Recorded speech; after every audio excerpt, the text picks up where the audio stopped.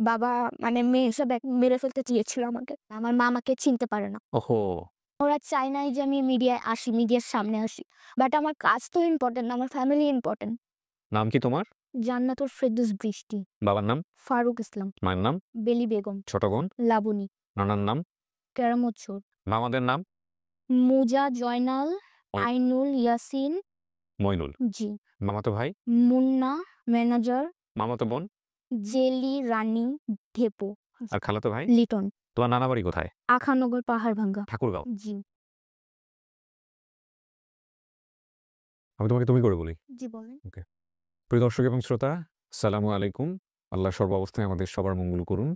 সবসময়ের মতো সেই দোয়া এবং শুভকামনা জানিয়ে শুরু করছি আপন ঠিকানার একটা বেসিক ভিডিও। যেই ভিকটিম আজকে আমাদের এই অনুষ্ঠানে এসছে, সে তার পরিবার খুঁজতে এসছে নিশ্চয়ই। এবং এই অনুষ্ঠানের মধ্য দিয়ে আরেকবার মনে করিয়ে দিচ্ছি, আপন ঠিকানার বেসিক ভিডিও মানেই হচ্ছে কোনো পরিবারহারা সন্তান তার পরিবার খুঁজতে এসছেন। এমনও হতে পারে বাংলাদেশের আনাচে-কানাচেতে এরকম হয়তোবা অনুষ্ঠানটা এখনো মানুষ জানেন না। অনেক মানুষ আছেন হয়তোবা যারা পরিবার খুঁজতে চান, পাননি। আপনি যদি জানেন, আপনি তাকে বলুন আমাদের অনুষ্ঠানটা দেখতে এবং আপনি তার হয়ে আমাদের সঙ্গে যোগাযোগ করুন। যদি তার ইন্টারেস্ট থাকে তো। আমাদের ফোন নাম্বারটি হচ্ছে 09639887777। এই নম্বরে ফোন দেওয়ার পরে কেউ কিন্তু আপনার সঙ্গে কথা বলবে না। আপনি যা বলবেন সেটা এখানে রেকর্ড হবে। সো এই রেকর্ডটা শুনে পরবর্তীতে আমরা আপনাকে কল করব। এছাড়া আমাদের মেইল অ্যাড্রেস হচ্ছে sharemystory24@gmail.com। নাম কি তোমার? জান্নাতুল ফেরদৌস বৃষ্টি। জান্নাতুল ফেরদৌস বৃষ্টি। তোমার বয়স কত? আমার বয়স 18। সিউর তুমি তোমার বয়স 18? জি। কিভাবে সিউর হলা? কারণ আমার ২০২০ সালে আমার খালাতো ভাই যে আর্মি ক্যান্টারে চাকরি করে সে বলছিল। সে বলছে। ওকে। সো তোমার নাম হচ্ছে জান্নাতুল ফেরদৌস বৃষ্টি, তো আমার বাবা-মায়ের দেয়া নাম। জি। বাবার নাম? ফারুক ইসলাম, মায়ের নাম? বেলি বেগম, ছোট বোন? লাবণী, নানার নাম? কেরামত চোর। কেরামত চোর। জি। চোর কি উপাধি হতে পারে আমি নাকি? জানি না। কেরামত চোর। আর যদি সত্যি, সত্যি চুরি করে থাকে তাহলে তো বিখ্যাত মানুষ। নামের মানে সাথে ওইখানে ওই নাম বলে সবাই চিনবে। ওরে বাবা! কেরামত চোর নানার নাম। আচ্ছা, মামাদের নাম? মুজা, জয়নাল, আইনুল, ইয়াসিন, মইনুল। জি, ওকে। মামাতো ভাই? মুন্না, ম্যানেজার, মুন্না আবার ম্যানেজার। ম্যানেজার নামেও একজন আছে? অদ্ভুত নাম। মামাতো বোন? জেলি, রানী, ঢেপো, আচ্ছা, জেলি, রানী, ঢেপু। আর জি, খালাতো ভাই? লিটন, লিটন। বিশাল নাম মনে আছে। আচ্ছা, তোমার নানা বাড়ি কোথায়? আখানগর, পাহাড়ভাঙ্গা, আখানগর, পাহাড়ভাঙ্গা, ঠাকুরগাঁও। জি, আখানগর, পাহাড়ভাঙ্গা, ঠাকুরগাঁও। কেরামত চোর হচ্ছে ওর নানার নাম। আল্লাহ মাফ করুক। বেচারি কি বেঁচে আছে? না মারা গেছে। ও আচ্ছা, তাহলে ঠিক আছে। ওনাকে এই নাম দিয়ে খোঁজেন আপনারা। খুঁজে যদি পাওয়া যায়, আর ওর ছোটবেলায় যা শুনেছে তাই হয়তো মনে আছে। তো ঠাকুরগাঁয়ের আখানগর, পাহাড়ভাঙ্গা। জি। এখানে গেলে কেরামত চোর নাম দিয়ে খুঁজতে হবে। কি হয়েছে এবার ঘটনাটা বলো আমাকে বৃষ্টি, শুনি একবারে ১ম থেকে। আমি ২০১৮ সালের শেষের দিকে আমাকে এক খালু দিয়ে যায় ঢাকায় এক বাসায় কাজ করার জন্য। তো ওই কাজ করার আগে সম্পর্কে আমাকে একটু বলো। তোমার ফ্যামিলি সম্পর্কে কি মনে আছে? কি আমার করতা তুমি ছোট? ফ্যামিলির সাথে মনে আছে যে আমি ফ্যামিলির কাছ থেকে থাকতাম, কথা বলতাম। মানে আমার একটা নানি ছিল, মানে আমার নানির সাথে আমি সবকিছু শেয়ার করতাম। তো ওই নানি ২০২১ সালে মারা যায়। হুম। তো ওখান থেকে পরে আমার মানে ওখানে আমি আমার মায়ের সাথে বাপের সাথে অনেক অত্যাচার দেখছি। আমার মায়ের মেন্টালি নষ্ট হয়ে যায়। কি পর বাবা অত্যাচার করতো তোমার সাথে? জি, বাবা, দাদি, দাদা সবাই অত্যাচার করত। তো ওখান থেকে চলে গিয়ে আমার মায়ের বাসায় ছিলাম, মানে আমার নানির বাসায় ছিলাম। ওখান থেকে আমার জার্নি শুরু হয়, কারণ আমার নানি খাওয়াইতে পারতেছিল না ওভাবে। পরে ওখানে আসলা কেমনে তুমি? ওখানের এক আন্টির সাথে, আমার দেশের এক আন্টির সাথে, মানে ননদ হিসাবে চিনে। আচ্ছা, আমাকে তুমি একটু বলো, তুমি কাজের জায়গায় আসার আগে আমি এই লাইনটা ক্লিয়ার হতে চাচ্ছি যে তোমার আম্মু মানসিকভাবে অত্যাচারিত হতো ফ্যামিলির দ্বারা। সো তোমাকে ঢাকায় নিয়ে আসলো কিভাবে? তুমি ঢাকায় মানুষের বাসায় কাজ করতে আসলা কার মাধ্যমে? কোন আমার খালুর মাধ্যমে আসছি। মানে আমার খালুর নাম ওয়াজেদ। হ্যাঁ। তো ওই ওয়াজেদ খালুর মাধ্যমে আমি আসি ২০১৮ সালের দিকে। তো ঢাকায় একবার তোমাকে যে নিয়ে আসছে তোমার ফ্যামিলির কাছে জানায় নিয়ে আসছে? জি, জানিয়ে নিয়ে আসছে। আচ্ছা, তোমরা অনেকগুলো ভাই-বোন তো না? আমার অনেকগুলি ভাই বলতে আমার নিজের মায়ের পেটের যে বোন আমরা ২ বোন। তুমি বড়। জি, আমার ছোট ও। তোমার বাবা কি করতো পেশায়? আমার বাবার গাড়ি চালাইতো। তো ২ বোন বেশি হয়ে গেছে? ২ মেয়ে তার কাছে বেশি হয়ে গেছে যে মানুষের বাসায় কাজে দিতে হবে? আমার বাবা জানে না যে আমি কাজ করে খাই। আমার বাবা জানে যে আমি আমার খালার বাসায় থেকে বড় হই। It's very tragic story. বাবা এটা জানতেছে আর আর তোমাকে দিচ্ছে যে কাজে। আচ্ছা, তোমাকে নিয়ে আসছে খালু। জি, আপন খালু। জি। আপন খালু নিয়ে এসে কি করছে? বাসায় একটা কাজে দিয়ে যায়। এই বাসা থেকে আমাকে অনেক টর্চার করা হয়। আজ নিয়েই তোমাকে কাজে দিয়ে দেয়? জি, মানে ঢাকা থেকে, মানে ঠাকুরগাঁ থেকে ঢাকায় আসে। হ্যাঁ। ঢাকায় আসার পরে মানে ঢাকায় খালু কি ঢাকায় থাকতো? না, আগে থাকতো। আচ্ছা, তো তোমার বাসায় বলে নিয়ে আসছে যে আমার সাথে থাকবে। আমার ওখানে মানে আমার বাবাকে জানাইছে রিলি। আর আমার নানি মানে ওখানে জানাইছে যে আমি কাজে যাচ্ছি। মানে আমার ২ ফ্যামিলির মধ্যে ২ টা জিনিস জানে। তোমার মা তখন কোথায় থাকতো? তোমার বাবার সাথে থাকতো? না, আমার নানি বাসায় থাকতো। আমার মায়ের মেন্টালি নষ্ট দেখে আমার মাকে ওভাবে কিছু বুঝানো যায় না। আমার মা আমাকে চিনতে পারে না। ওহো! সো তোমার মা থাকতো নানুর বাসায়। তুমি থাকতো বাবার সঙ্গে। বাবার সাথে থাকতাম, বাবার সাথে থেকে নিয়ে আসছে। বাবার সাথে থাকতা, ওই অবস্থায় তোমার খালু নিয়ে আসছে। নিয়ে আসছে নিজের কাছে রেখে বড় করবে। এইভাবে এই কথা বলে। খালু নিয়ে এসে তারপরে কি করেছে? খালু নিয়ে এসে মানে আমাকে মানে আমার ফ্যামিলিকে বলেছে যে আমাকে ঢাকায় একটা বাসায় দিচ্ছে। বাসা অনেক ভালো। হ্যাঁ। কিন্তু এই বাসায় নিয়ে এসে পরের দিন দিয়ে যায়। কোনদিন যোগাযোগ করে নাই। খালু চলে গেল। জি। আচ্ছা, উনি তো যে বাসায় দিয়েছে সে প্যারালাইজ হয়ে পড়ে গেছে মানে আর বিছানা থেকে উঠতে পারে নাই। কে? মানে ওই ওয়ারজিৎ খালু। এটা তুমি বুঝলা কিভাবে? লাস্ট মোমেন্টে মানে ওই বাসায় একদিনই শুধু ফোন করছে যে আমি বিছানা থেকে আর উঠতে পারছি না। ওকে। সো তোমাকে বাসায় দিয়ে গেছে, যে বাসায় দিয়ে গেছে তারা কারা ছিল? তারা একজন তোমার খালুর পরিচিত ছিল? জি। কি করতো? উনি হলো একটা ব্যবসার জিএম ছিল। তো ওই বাসায় অনেক টর্চার করা হতো। মানে নানা রকম মারধর করা হতো।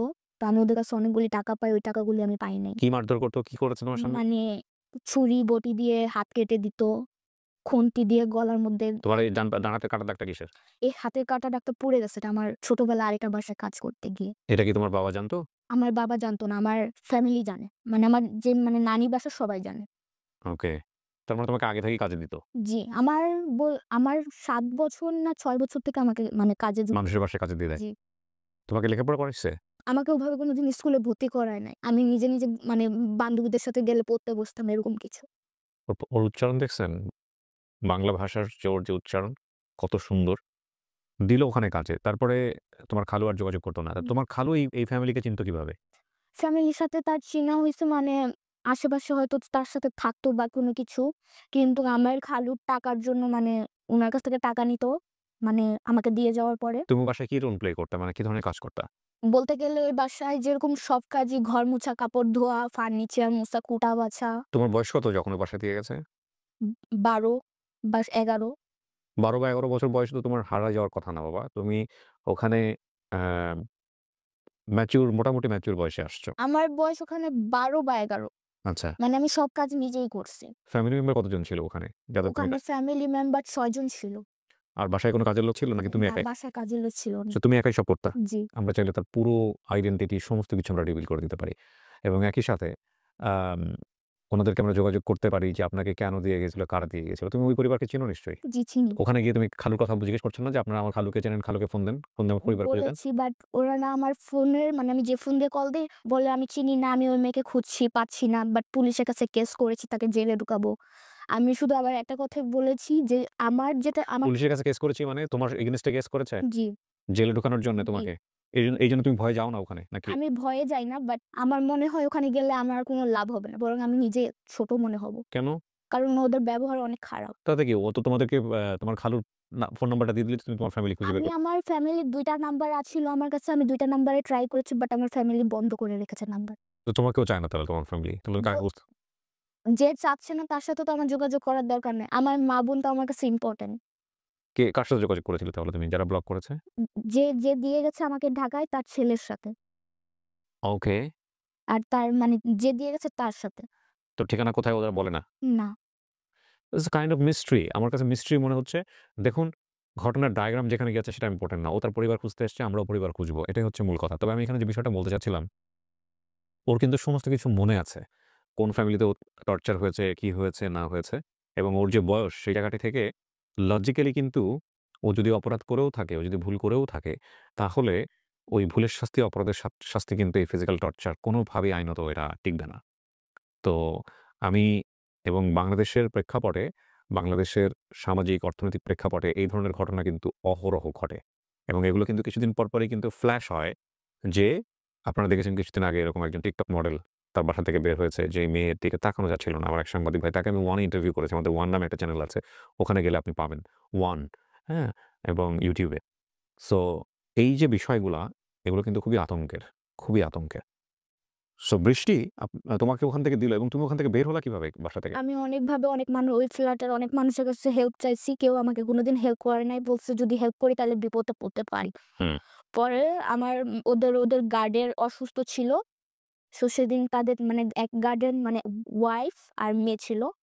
তো ৩ জনের তাদের হইছে ডেঙ্গু আক্রান্ত। পরে আমি মেইন গেটের চাবি তো তাদের কাছে ছিল। আমি তো মেইন গেটের চাবি দিয়ে বের হইতে পারিনি। পিছনে একটা গেট ছিল, ওই পিছনের গেটটা পাঁচিল ক্রস করে আমি নেমেছি। নেমে যাওয়ার পরে আমার এক ফ্রেন্ড ছিল, ফ্রেন্ডের হেল্প নেই। ওকে। মেল ফ্রেন্ড আর ফিমেল ফ্রেন্ড? মেয়ে ফ্রেন্ড। মেয়ে ফ্রেন্ড। জি। হ্যাঁ, হেল্প নেওয়ার পরে? হেল্প নেওয়ার পরে আমি একটা বাসায় যাই। মানে ওই বাসায় আমি ২ দিনের আশ্রয় নেই। ২ দিনের আশ্রয় নেওয়ার পরে আমি বাসা খুঁজি। একটা বাসাও পাই। ওখানে আমি ১.৫ বছর কাজ করি। ওই বাসা থেকে চলে আসছি, ওই বাসায় আর লাগবে না আমাকে। ওকে। সো তুমি এখন কি করো? এখন আমি বনানীতে চাকরি করি। কি চাকরি করো তুমি? বাসাবাড়িতেই কাজ করি। বাসাবাড়িতেই কাজ জি। করো।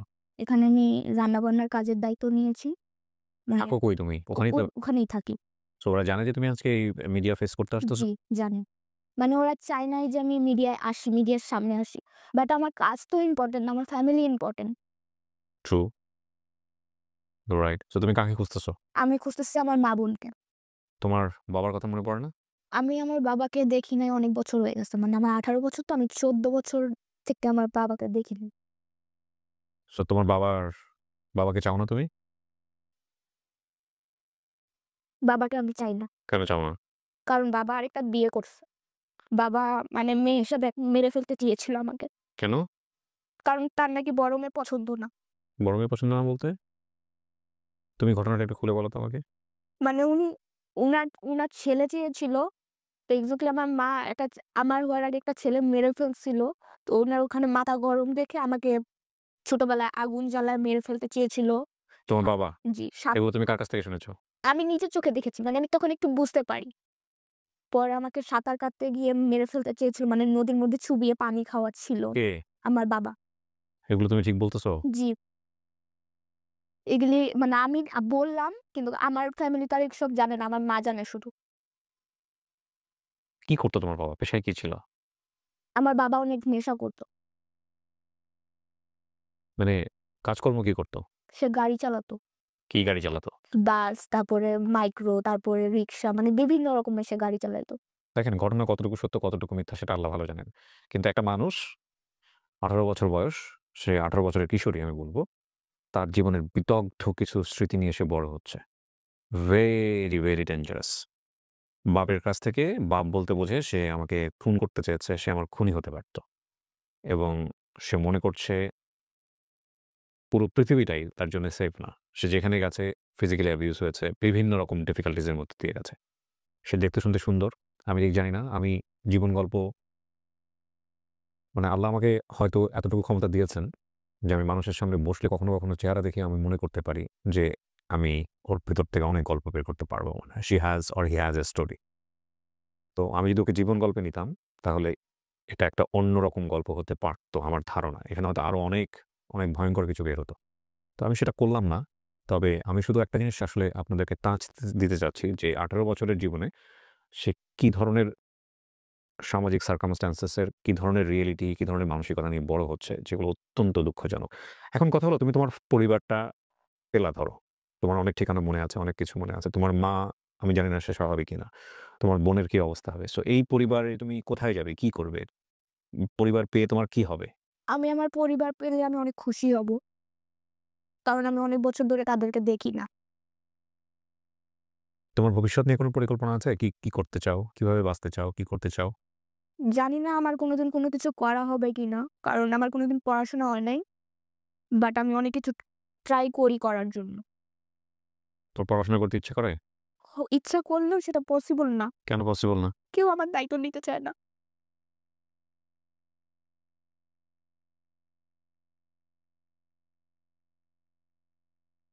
আর কিছু বলবা তুমি? না আমি এখানে আরেকটা কথা বলতে বলো। চাচ্ছি। আমি যে বাসা থেকে কাজ করে বের হয়েছি, এ বাসায় আমি অনেক টাকা পাই। যদি উনারা মনে করে থাকে যে টাকাগুলি দেওয়া সম্ভব তাহলে যেন দিয়ে দেন। ৳২,৬১,০০০ এত টাকা কিভাবে পাও? কারণ আমি এই বাসায় ৫.৫ বছর ধরে কাজ করছি অনেক কষ্ট করে। এই টাকা তোমার খালুকে দিয়ে দিছে মনে হয়। আমার মনে হয় না আমার খালু নিয়েছে। কারণ উনারা আমাকে বলেছিল যে, "তুমি যদি আমাদেরকে বিশ্বাস করে টাকাগুলি জমা রাখতে চাও তাহলে রাখতে পারো। কিন্তু যদি মনে করো তুমি তোমার ফ্যামিলিকে দিতে চাও তাহলে তুমি একবারেই ডিসিশন জানাই দিতে পারো।" কিন্তু আমার ওইদিন মনে হইছে যে ওরা অনেক ভালো হবেন। পরে আমি বলছি, "আপনাদের কাছে রেখে দেন। যেদিন আমি বের হব সেদিন আমাকে টাকাগুলি দিয়ে দিয়েন।" তখন বলছে, "ঠিক আছে।" কিন্তু আমি ওই বাসায় অনেক কষ্ট করে কাজ করেছি। আমার ২ হাতে অনেক ঘা ছিল। এটা জানি না কোনো মানুষের হাতে হয় কিনা। আমি খেতে পারতাম না এই হাত দিয়ে। আমি একটা রিকোয়েস্ট করে আজকের অনুষ্ঠানটা শেষ করি। আমি জানি না কনসিকুয়েন্স। আমি বারবার বলছি এটা একপাক্ষিক গল্প। এমনও হতে পারে উনাদের জায়গা থেকে অনেক কিছু বলার আছে। নিশ্চয়ই সেটাও থাকতে পারে। তবে যদি সিচুয়েশনটা এরকম হয়, পরিস্থিতি যেটাই হোক না কেন, হয়তোবা হতে পারে যে ওর আচরণ, ওর সার্ভিস আপনাদের পছন্দ হয়নি। আমি জানি না আপনারা কারা। বিশ্বাস করেন আমি বিস্তারিত ডিটেইলস জানতেও চাই না। যদি এটা আপনারা করে থাকেন যে ওর রুটি-রুজির জায়গাটাতে ওকে আপনারা এই অর্থ থেকে বঞ্চিত করেছেন, এটা অ্যাজ এ মুসলিম হিসেবে এটা কত বড় রকমের পাপ, এ বিষয়ে আপনারা চাইলে একটু স্টাডি করে নিয়েন।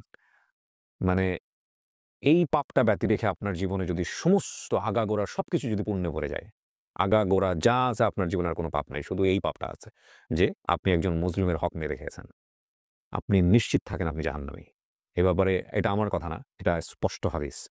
এবং যদি আপনি আমি আইনত এটা অপরাধ। আইনের ক্ষেত্রে এটা প্রমাণ করার ব্যাপার আছে। বিভিন্ন কিছু জটিলতা আছে। আমি জানি না এটা কত যদি আইনত আমরা চিন্তা করি তাহলে এটা কত দিনে প্রুফ করা সম্ভব। কারণ ডকুমেন্টস প্রুফ ছাড়া তো আল্টিমেটলি প্রমাণ ছাড়া তো আইন কথা বলবে না। কিন্তু আল্লাহ তো জানেন কি হয়েছে। তো সেই জায়গা থেকে আমি আপনাকে মানে ধর্মীয় সেন্সের জায়গা থেকে কথাটা বললাম। শুধু এইটুকু বাদ দিয়া বাকি সমস্ত জীবন যদি আপনার আগাগোড়ায় পূর্ণ, আপনার শুধু পুণ্য, পুণ্য, পুণ্য, পুণ্য, পুণ্য আর পুণ্য। মানে আপনার কোনো পাপ নাই। শুধু এতটুকুই পাপ। এতটুকুর জন্যই আল্লাহ আপনাকে আটকায় দিবে। কারণ বান্দার হকের হিসাব বান্দার সাথে। আল্লাহর হকের যেটা আল্লাহ হয়তো আপনাকে মাফ করে দিবেন। কিন্তু বান্দার হকের ব্যাপারে আল্লাহ বলছেন যে, "ও যদি মাফ না করে, আমি তোমাকে মাফ করব না।" আর আপনার কি মনে হয় যে ও মাফ করবে? ওর যে টেনডেন্সিটা আছে? আমরা শেষ করতে চাই আজকের এপিসোড। তাওয়াক্কালতু আলাল্লাহ। আমি জানি না ওর ভাগ্য পরিবর্তন হবে কিনা। আমার জায়গা থেকে শুধু এতটুকুই আমি চাইবো যে ওর পরিবার যেন খুঁজে পায়। ওর যেন ঠিকানা হয়, ওর পাশে যেন কেউ দাঁড়ায়। ও মানুষ হিসেবে কেমন, কতটুকু সেই জাজমেন্টে যাওয়ার সুযোগ এমন নেই। বাট ওর বয়স মাত্র ১৮ বছর। ও কি ট্রিটমেন্ট পেয়েছে সোসাইটির কাছ থেকে, ফ্যামিলির কাছ থেকে। সো ওর কাছ থেকে আমি ভালো এক্সপেক্ট করব। আর ও ভালো না মন্দ সেটা তো আল্লাহ ভালো জানেন। তো সেই জায়গা থেকে আমি ধরে নিচ্ছি যে ওর সামনের জীবনটা যেন সুন্দর হয় সেজন্য আমরা প্রার্থনা করব। আর ২য় কথা হচ্ছে বৃষ্টি, আ নিরাশ হওয়া যাবে না। জি, বুঝতে হ্যাঁ? জি, কখনো নিরাশ হবা না। তুমি হতাশ হবা না। বেশি, বেশি করে আল্লাহকে বলবা যে, "আল্লাহ তুমি আমার জীবনটা সুন্দর করে দাও।" জি, হ্যাঁ? ইনশাআল্লাহ। তিনি কেবল পারে তোমার জীবনটাকে সুন্দর করে দিতে। হ্যাঁ? হতাশ হইও না। সো প্রিয় দর্শক এবং শ্রোতা চলেন আমরা সবাই মিলে একটু চেষ্টা করি এই বৃষ্টিকে তার পরিবার খুঁজে দেবার জন্য। অন্তত তার মামার পরিবার সেটা যেন আমরা খুঁজে পাই এবং তার মামার পরিবার থেকে কেউ না কেউ যেন তার জন্য আসেন, তার পরিচয়টুকু নিয়ে তার পাশে যেন দাঁড়ান। এরকম একটা মেয়ের পরিচয় পাওয়া, পরিচয় নিয়ে পাশে দাঁড়ানো এই মুহূর্তে খুবই প্রয়োজন। বাংলাদেশের সোসাইটিতে আপনারা বুঝতেই পারছেন যে আমি কেন এই কথাটা বলছি। শেষ করছি আজকের মতো। তাওয়াক্কাল তুলা আল্লাহ। আর কিছু বলবা না? সব বলছো? সব বলে একটা ভালো সংবাদের প্রত্যাশায় আমরা শেষ করছি। আসসালামু আলাইকুম।